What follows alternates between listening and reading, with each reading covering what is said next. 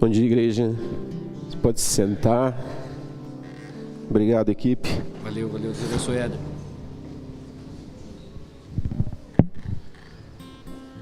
Muito bem, a gente divulgou que nós teríamos culto único hoje, né?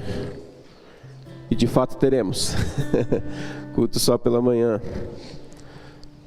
Nós divulgamos também que teríamos um pregador de fora, né? Um pregador diferente. Nós não temos um pregador de fora, mas nós temos um pregador diferente.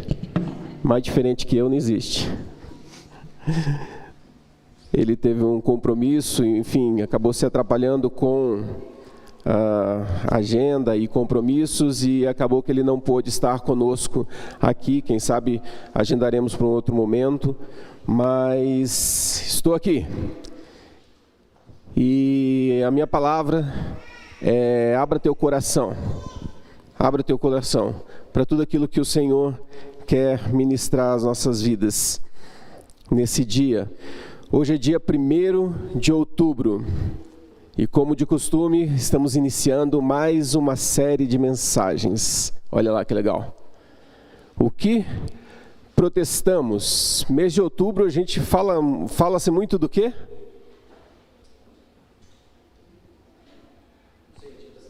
Dia das Crianças? Não, também, mas algo que diz respeito à nossa realidade cristã.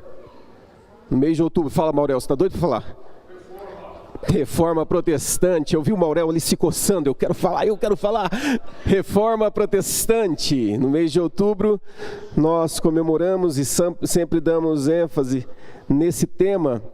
E hoje nós iniciamos, para mim é uma honra poder iniciar, sempre a gente combina que o Reinaldo que inicia a série de mensagem, porque daí eu vou no vácuo dele, né? Eu vejo a linha que ele está indo e sigo atrás. Enfim, sou eu, então é ele que vem atrás agora. Muito bem, vamos abrir nossas Bíblias lá em Efésios capítulo 2. Efésios no capítulo 2.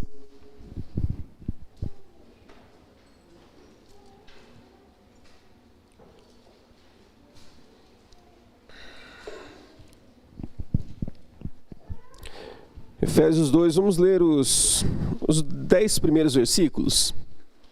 Acompanhe comigo. Ele lhes deu vida quando vocês estavam mortos em suas transgressões e pecados, nos quais vocês andaram no outro tempo, segundo o curso deste mundo, segundo o príncipe da potestade do ar e do espírito que agora atua nos filhos da desobediência. Entre eles também nós todos andamos no passado segundo as inclinações da nossa carne, fazendo a vontade da carne e dos pensamentos, e éramos por natureza filhos da ira, como também os demais. Mas Deus, sendo rico em misericórdia, por causa do grande amor com que nos amou, e estando nós mortos em nossas transgressões, nos deu vida juntamente com Cristo. Pela graça vocês são salvos. Juntamente com Ele, nos ressuscitou e com Ele nos fez assentar nas regiões celestiais em Cristo Jesus. Deus fez isso para mostrar nos tempos vindouros a suprema riqueza da sua graça em bondade para conosco em Cristo Jesus. Porque pela graça vocês são salvos mediante a fé. Isso não vem de vocês, é dom de Deus, não de obras para que ninguém se glorie. Pois somos feitura dele, criados em Cristo Jesus para as boas obras, as quais Deus de antemão preparou para que andássemos nela.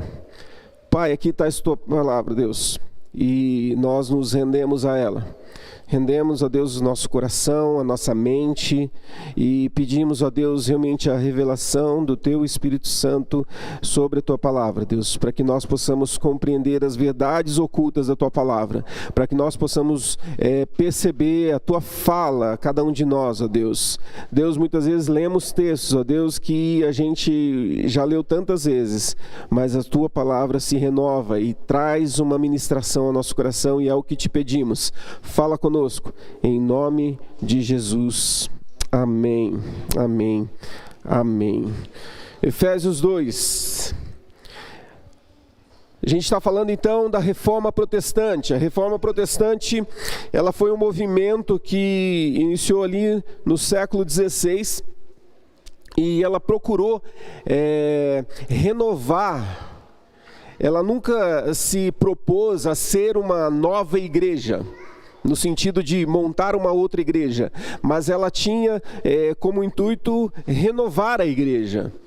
A Igreja Católica vivia um tempo onde tinha muitos atritos e graves problemas dentro dela. E Martinho Lutero, como outros reformadores que participaram de todo esse processo, mas Martinho Lutero é o que mais a gente ouve falar, é o que tem grande notoriedade, né?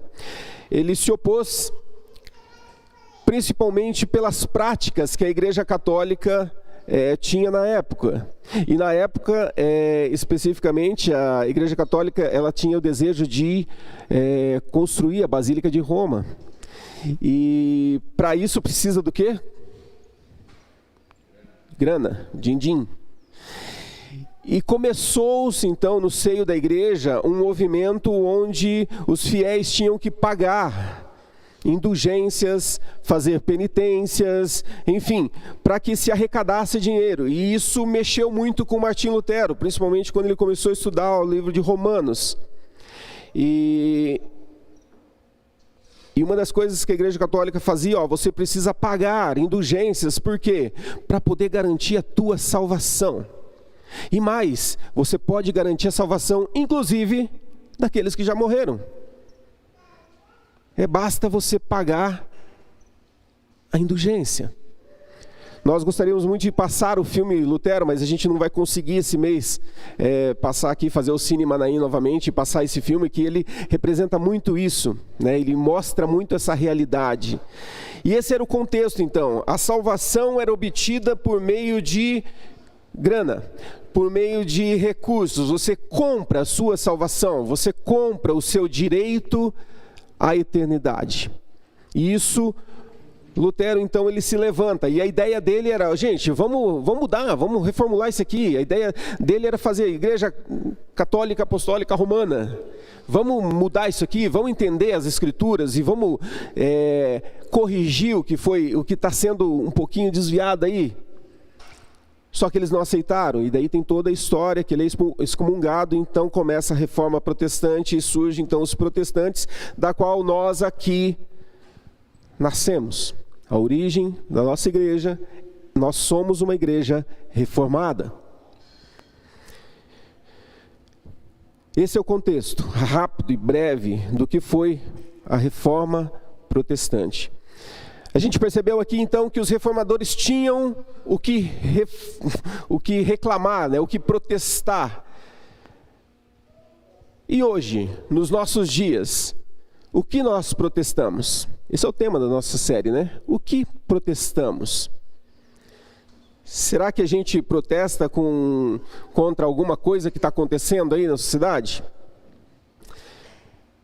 É interessante que eu, meditando nesse texto e falando sobre essa questão de ser protestante e de protestar e se posicionar, é interessante imaginarmos que nós temos sim muitos pontos que nós hoje como igreja nós precisamos nos levantar, né? Nós precisamos falar e nós precisamos nos posicionar. Por exemplo, aí a temática aborto que tanto tem se falado ultimamente, né? A igreja precisa se movimentar, a igreja precisa falar, a igreja precisa mostrar a que veio e no que cremos. Só que eu não vou falar disso. Eu queria hoje abordar 2 pontos muito cruciais para a nossa vida cristã, que eu considero que de todos os protestos que talvez nós podemos fazer, esse a gente precisa fazer todos os dias. E esse é um protesto contra nós mesmos.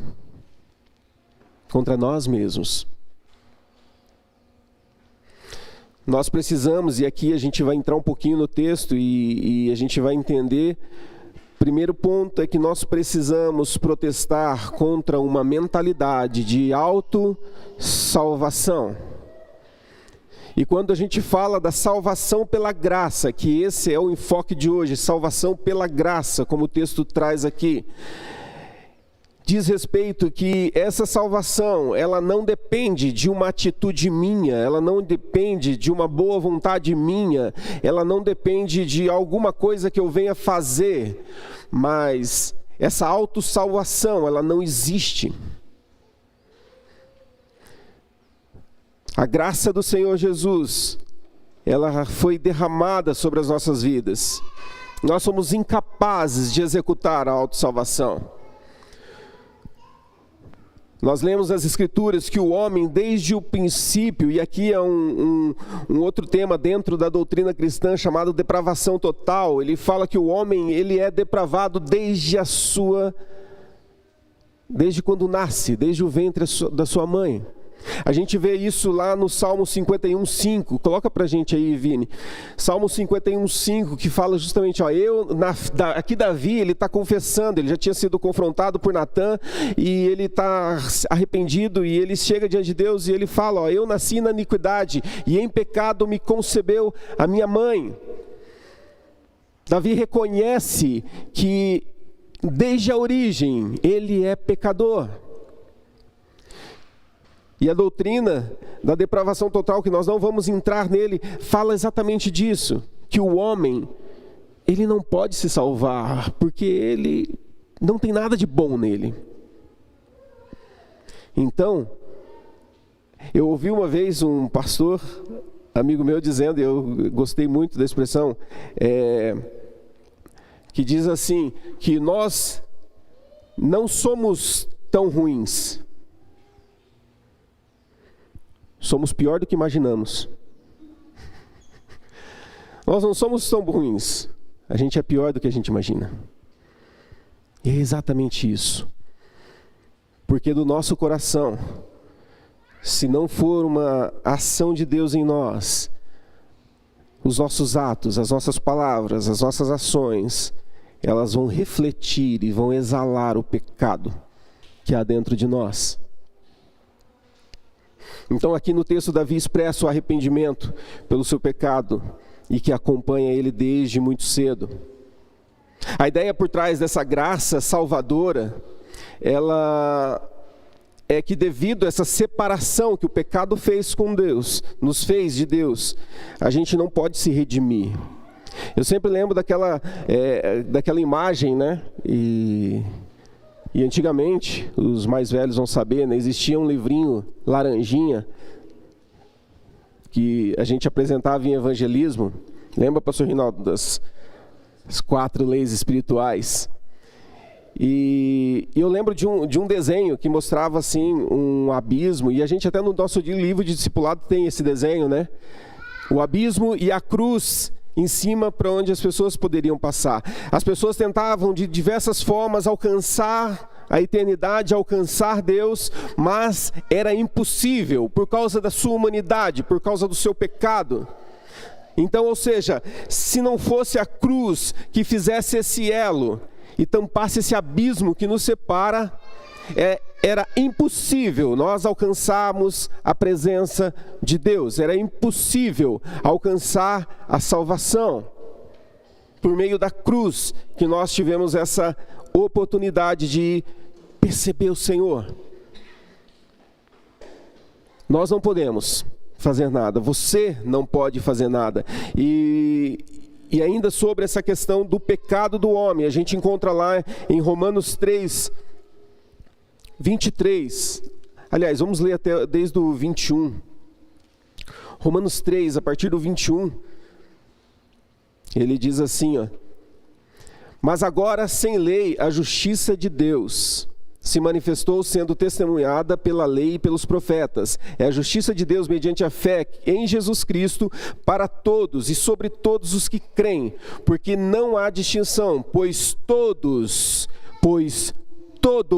pecaram e carecem da glória de Deus, sendo justificados gratuitamente por sua graça, mediante a redenção que há em Cristo Jesus. Até aqui. Porque todos pecaram. Todos, sabe o que é todos? É todos. Eu e você, nós somos pecadores. Eu e você, nós necessitamos da graça do Senhor para que nós possamos fazer o mínimo de coisas boas. Nós precisamos da graça do Senhor. Um pouquinho para frente, se você virar a página, em Romanos 6, 23. Romanos 6, 23, fala, porque o salário do pecado é a morte, mas o dom gratuito de Deus é a vida eterna em Cristo Jesus. Porque o salário nosso, de cada dia, é a morte, por causa do nosso pecado. Mas o dom gratuito de Deus, o presente de Deus, é a vida eterna. Percebe que a salvação, então, nós entendemos como um presente, uma dádiva de Deus a todos que creem. Se você hoje crê, você tem acesso a esse presente que Deus te dá. Se você crê no seu coração, e ontem nós tivemos aqui pessoas declarando, dizendo, eu estou aqui sendo batizado, sendo recebido, fazendo profissão de fé, porque eu creio, porque eu entendo o sacrifício de Jesus na cruz. Por isso a Bíblia fala que há festa no céu, porque mais um pecador se arrepende. Um presente de Deus para nós. Eu me lembro aqui, quantos já assistiram Crônicas de Nárnia? Levanta a mãozinha. Todo mundo, né? Pelo amor. Se não assistiu, eu vou dar spoiler de propósito, só para você. Que já era para você ter assistido esse filme. Crônicas de Nárnia, ele fala muito sobre essa salvação pela graça, esse presente de Deus. E para quem não sabe, o filme tem os irmãos Pedro, Lúcia. Fala, Pedro. Susana e o Edmundo. Os 4 irmãos que de repente entram pelo guarda-roupa e entram no mundo de Nárnia. E lá Edmundo, então, e aqui representa muito a humanidade, ele peca, ele entrega os irmãos e ele comete um pecado. E daí, eu estou fazendo um resumo do resumo, tá? Estou chegando assim, ó. E daí, de repente, a rainha má, ela fala assim, por causa do pecado dele, então ele vai morrer. E existia a promessa de que os irmãos, os filhos de Adão, né, eles precisavam assumir o trono, e teria que ser os 4. Ora, se Edmundo, por causa do pecado dele, por causa do erro que ele cometeu, ele fosse morto, acabou. Não teria acesso, eles não poderiam mais cumprir a promessa. De repente aparece Aslan, um leão forte, bonito, e aqui representando Jesus. E no filme, o leão, ele se entrega, ele chega a ter uma conversa com essa rainha má e fala assim, não mate Edmundo, mata eu. E o leão se entrega, e a rainha, não sei se por ignorância, não conhecer a lei, ela vai e aceita e fala, puxa, eu vou matar Aslan. E isso acontece na mesa de pedra. Aslan é morto. Só que essa mesma lei dizia que se um inocente fosse morto, percebe que está falando de alguma coisa que você já ouviu na vida? Percebe que essa história casa com alguma coisa que você já ouviu, leu em algum livro aí, em 66 livros? E que se um inocente fosse morto, a culpa daquele que errou seria anulada. E Aslan se entrega. E agora, pulando para o fim, depois Aslan ressuscita, porque ele era um inocente que foi morto, ele ressuscita. E lá no final do filme, quando os 4 irmãos, eles assumem o trono, Aslan chega e ele vai nomeando cada um. Eu não vou falar do Pedro, da Susana, porque eu não lembro mesmo. Mas o do Edmundo, ele adjetiva Edmundo de uma forma muito bíblica e muito clara. Ele chega, Edmundo o justo. Edmundo o justo. Porque ele fala, ó, como se o Edmundo, ele errou, ele pecou, ele falhou, mas eu o justifico.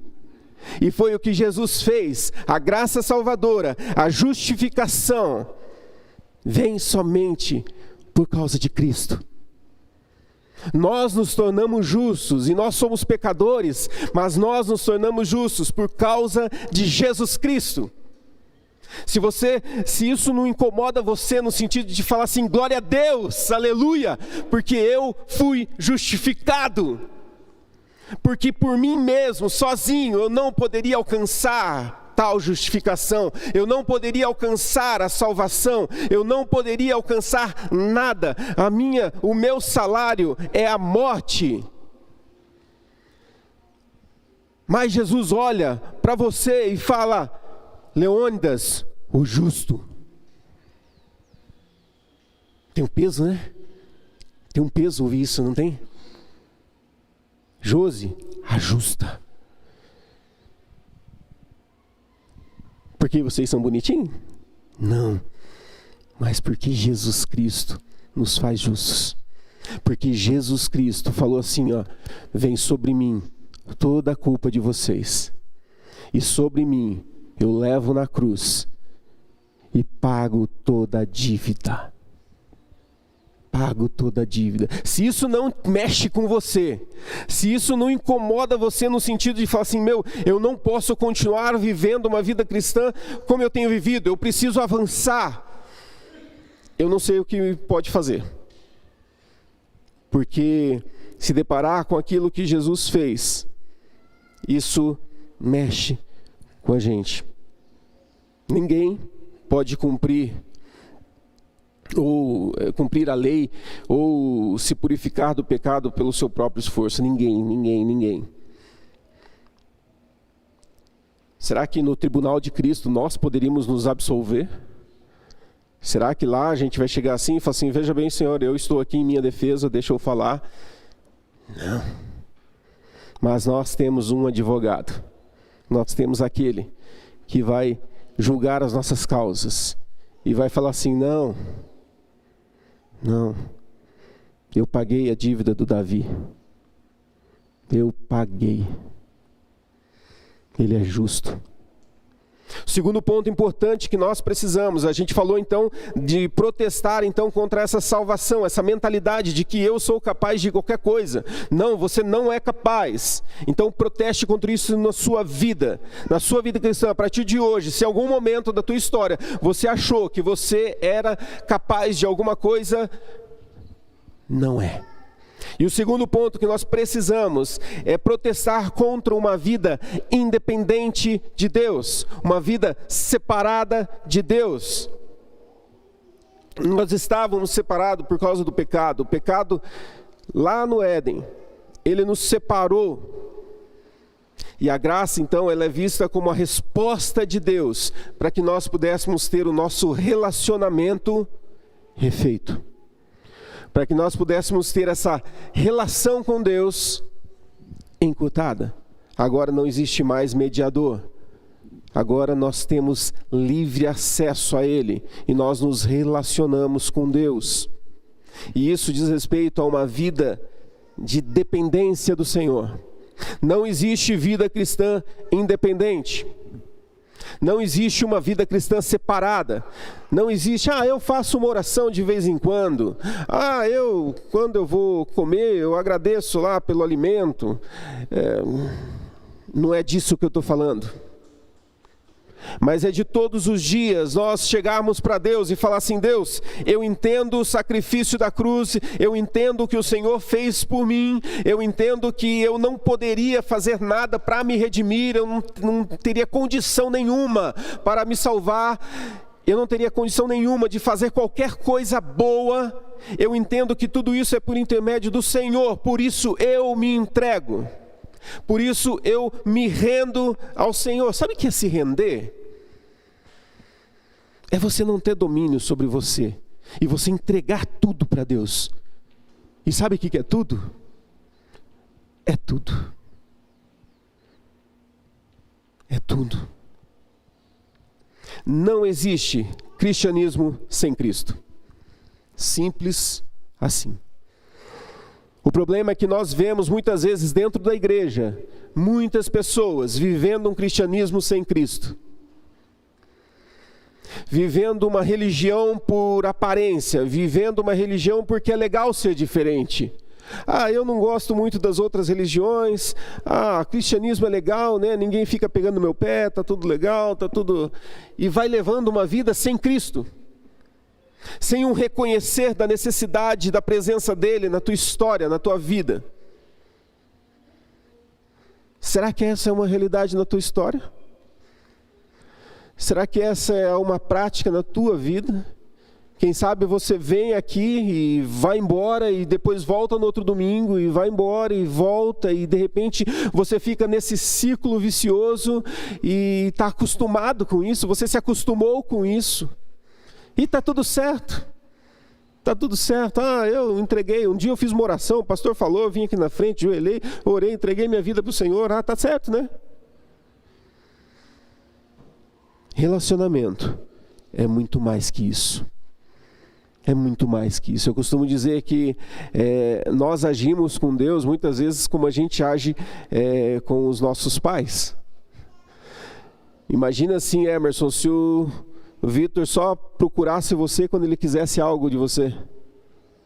Quando ele quisesse um videogame novo, quando ele quisesse uma roupa nova, e só nesse momento ele te procurasse. Imagina como seria. A gente faz isso com Deus. A igreja, eu não estou falando do mundo não estou falando de gente que não conhece o evangelho não, eu estou falando da igreja. Muita gente dentro da igreja age dessa mesma forma com Deus. Senhor, se o Senhor fizer, olha só. A gente age assim com Deus. Deus, eu vou dar o dízimo, mas preciso trocar meu carro. Deus, eu vou fazer isso aqui, mas a gente faz isso com Deus. Nós precisamos viver um cristianismo com Cristo. Nós precisamos trazer Cristo para a nossa história. Se de fato você crê, e a palavra de Deus fala disso, né? Que nós precisamos crer e declarar com nossos lábios que nós cremos no Senhor Jesus. Não basta simplesmente, eu creio. Não, você precisa declarar. E quando fala nesse sentido de você precisa declarar, ele mostra para a gente que existe uma ação em movimento. O declarar é você fazer alguma coisa. Quando a gente traz o Senhor para nosso relacionamento, o Senhor fala conosco, nós falamos com Deus, e assim a gente vai desenvolvendo, e Deus vai cutucando você, isso aqui precisa mudar, isso aqui precisa corrigir, para de ser desse jeito. E a gente vai crescendo nesse relacionamento com Deus. Relacionamento, eu falo, ele fala, e a gente vai crescendo nisso. Muitas vezes, a gente vem para a igreja, ouve e vai embora. E se der, domingo que vem eu estou aí de volta. Relacionamento com Deus não é assim.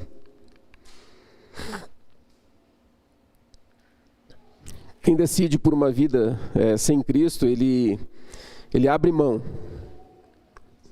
de tudo aquilo que envolve essa relação. De tudo aquilo. Não que você tenha que buscar a Deus por aquilo que Ele pode te proporcionar. De forma alguma. Mas quando a gente decide deliberadamente andar sem Cristo, a gente diz, Senhor, deixa que dessa área aqui eu cuido. Deixa que eu administro. Lembra que eu falei anteriormente que nós precisamos nos render? E se render é falar assim, Senhor, tudo é teu. Tudo é para o Senhor. Muitas vezes Deus nos desafia e nos leva a tomar decisões. Muitas vezes o Senhor nos leva a ter atitudes que você fala, Deus, o Senhor está esquecendo de alguma coisa aí, está faltando alguma coisa aí. E o Senhor está falando, vai, Anda, pisa na água. Não, Deus, mas está faltando, me complementa aí a história para eu ver lá na frente se compensa ou não. A gente não fala isso, né? Mas a gente pensa. Só para ver se compensa essa jornada aí. Relacionamento com Deus é se entregar. Hebreus 9:15, eu queria ler com vocês. Hebreus 9:15. Por isso mesmo, Ele é o mediador da nova aliança, a fim de que os que foram chamados recebam a promessa da herança eterna, visto que houve uma morte para a remissão das transgressões que foram cometidas sob a primeira aliança. Somos lembrados de que o sacrifício selou uma nova aliança, e essa aliança diz respeito a compromisso. Essa aliança diz respeito de uma relação de comprometimento. A aliança que nós fazemos no casamento é uma aliança de entrega, de compromisso em estar juntos, em caminhar juntos. A nova aliança diz respeito a esse compromisso de nós estarmos com o Senhor sempre, a partir daquele momento. Será que você tem caminhado com o Senhor nessa dimensão? Será que você tem olhado para o Senhor e falado assim: Deus, eu não posso continuar vivendo um cristianismo raso, eu não posso continuar vivendo uma teologia intelectual, simplesmente, mas nós precisamos viver algo profundo na presença do Senhor. Nós precisamos, e isso vai além. Eu ia falar 4 paredes, mas aqui a gente tem um monte, né, que é tudo cheio de recorte, mas vai além dessas paredes aqui, vai além. Nosso relacionamento com Deus tem que ir além disso aqui. Quem é você quando ninguém está olhando? Quem é você durante toda a semana? Quem é você amanhã, segunda-feira, às 4h35 da tarde? Ó, foi bem direto, né? Sei lá o que eu sei. Anota aí, daí você me responde. Exatamente, tipo, em cada momento, em cada minuto, quem é você? Será que a presença do Senhor, Ele está contigo e a palavra do Senhor está nos seus lábios, não só na sua mente, mas no seu coração, nos seus lábios? Você declara para as pessoas que convivem com você e, enfim, como que é isso? Como que é a tua relação? É isso que nós precisamos protestar contra uma vida independente de Deus. Contra essa vida. Lutero reclamou e protestou, porque a igreja estava se afastando do que realmente a Escritura dizia. A igreja estava tomando um caminho que, está errado isso aqui, não é por aqui. E você, nós precisamos protestar diante de tudo aquilo que nos afasta do Senhor, que nos afasta do Evangelho, que nos afasta da palavra. Nós precisamos nos levantar e falar assim: eu protesto contra isso e eu vou viver uma vida diferente. Eu vou viver uma vida que vai glorificar a Deus.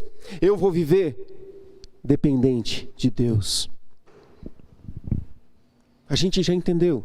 Fomos salvos pela graça, e essa graça é um presente dado para você. Mas o que você vai fazer com esse presente que foi entregue nas tuas mãos? O que você faz com este presente? O que você faz com o sacrifício da cruz? Será que é mais uma historinha que você ouviu? Ou será que essa história, ela muda a tua história? Se essa história não mudar a minha história, a minha vida está perdida. Precisa fazer diferença. Precisa impactar a minha vida. Eu queria partir para a conclusão, mas antes eu queria falar de pessoas, e eu não vou ler o texto delas, mas eu vou só citá-las aqui, de pessoas na Bíblia que foram impactadas com essa graça e esse presente de Deus, no caso ali na figura de Jesus, para elas. Nós temos a figura de Mateus, que era um coletor de impostos, rejeitado pelo seu próprio povo, porque ele estava trabalhando para Roma. E Jesus chega para ele e transforma ele de um cara totalmente rejeitado, e que muitas vezes era abusivo nas suas cobranças, e o transforma em discípulo. Que falar de Pedro, um pescador intempestivo, que se tornou um grande líder da igreja de Jesus. E o Gadareno. Gadareno. Um homem miserável, um homem que era excluído, vivia oprimido, e tornou-se um evangelista. Porque ele chega para Jesus: Jesus, deixa eu te seguir, deixa eu te acompanhar. E Jesus fala assim: não, você não vai me seguir não. Eu quero que você vai aí para a tua família, para o teu povo, e fala o que aconteceu. Gadareno. E o ceguinho Bartimeu? De cego, portador de uma vida limitada, tornou-se exemplo vivo do poder de Deus, a ponto das pessoas perguntarem para ele o que aconteceu. Eu falo: não sei o que aconteceu, eu sei que eu era cego e agora eu não sou mais. Só sei isso, não sei teologia, não sei nada. Eu sei que eu estava nessa condição, agora eu estou nessa condição. O que aconteceu? Não faço a menor ideia, mas eu preciso que você saiba disso. Bartimeu, imagina, impactado com um presente recebido. E o baixinho Zaqueu, que estava de passagem ali, falou: tá passando um cara aí, deixa eu subir numa árvore aí para ver, eu sou baixinho, não consigo enxergar quem é esse Jesus. E de repente Jesus fala assim: desce daí, rapaz, desce daí que eu vou comer na tua casa. E de repente a vida dele é transformada, e ele fala: olha, se eu fiz, eu dou risada disso, né? Que ele fala: se eu fiz alguma coisa, lógico que ele fez, né? Ele sabia que ele tinha feito. Se eu fiz algum mal para alguém, eu vou restituir isso muitas vezes mais. Deus, através de Jesus, transforma a vida de Zaqueu. E por fim, Paulo, que de um perseguidor, um religioso, um fariseu, se transforma no apóstolo Paulo, que plantou muitas igrejas e fez total diferença. Percebe aqui muitas pessoas na Bíblia que tiveram um impacto da graça do Senhor sobre a vida delas, e isso mudou a sua história. Isso mudou. A gente não tem assim, a gente poderia ter alguns evangelhos para a gente saber a história, o que aconteceu, né? E Bartimeu, né? Como é que foi na sequência disso, né? Para a gente ver quais são os frutos dele, né? Não fala. Do próprio Gadareno não fala quais foram os frutos que ele colheu. Mas, com toda certeza, eles foram impactados e isso mudou a sua história. E eu te pergunto, será que a gente pode adicionar você, na lista desses que foram tomados pela graça do Senhor e que teve a história mudada? Será que a gente pode declarar isso? Nós, com as nossas peculiaridades, os nossos defeitos, as nossas falhas, será que a gente pode falar da graça do Senhor que nos alcançou e mudou totalmente o rumo da nossa história? Do que o Senhor te salvou? Pensa aí. Do que o Senhor te salvou? Você pode pensar aí na tua história rapidinho. Do que o Senhor te salvou? Quando o Evangelho ele chegou até você, qual era a sua realidade? Wanda e Anselmo, né? Quando o Evangelho entrou na casa de vocês, qual que era a realidade? Pensa lá. Qual que era a realidade que se vivia? O Wilson e Alze, qual que era a realidade quando o Evangelho entrou pela porta da casa? Do que o Senhor te salvou? A gente protesta e deve protestar todos os dias para viver uma vida que não negue ou rejeite a presença de Cristo. Em primeiro lugar, nós possamos lutar para viver uma vida que agrade ao Senhor. Nós precisamos lutar para que realmente o sacrifício da cruz tenha valido a pena pela sua vida, pela minha vida. E a gente precisa declarar.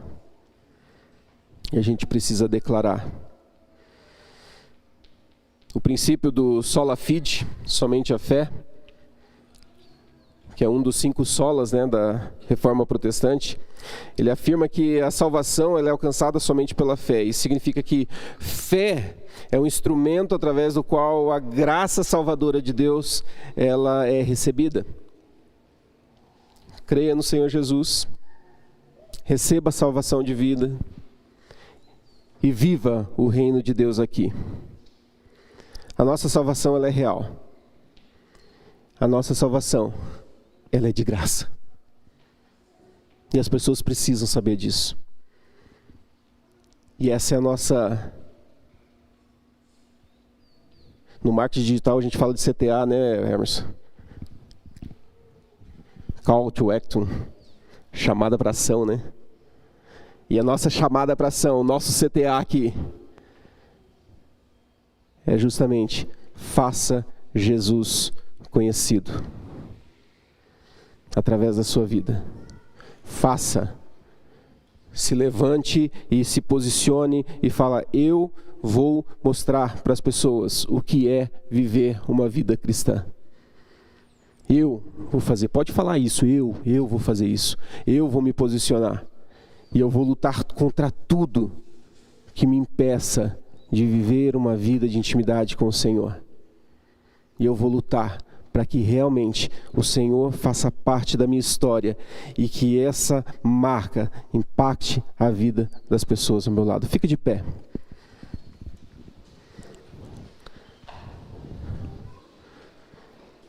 Senhor, nós te agradecemos pela tua palavra. Nós te agradecemos, Deus, porque acima de todas as coisas, tu és a razão, tu és o motivo. O Senhor fez tudo isso por nós, tudo isso por mim. Mesmo eu não merecendo, o Senhor me amou e o Senhor me deu a salvação de graça, para que eu pudesse ter acesso a esse relacionamento com o Senhor, para que eu pudesse viver uma vida para Ti. Senhor, eu te louvo e eu te exalto, eu te agradeço, Deus, pela Tua palavra, que é instrumento para nos guiar. E Deus, nós lutamos, a partir de hoje, nós lutamos ainda mais para vencer e nós protestamos contra tudo aquilo que venha nos impedir de viver a intensidade do relacionamento com o Senhor. Porque a partir do momento, Deus, que nós fizermos isso, a nossa vida vai ser transformada.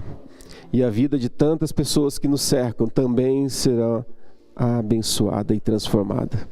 Nós dependemos do Senhor e nós nos rendemos diante de Ti. No nome de Jesus. Amém.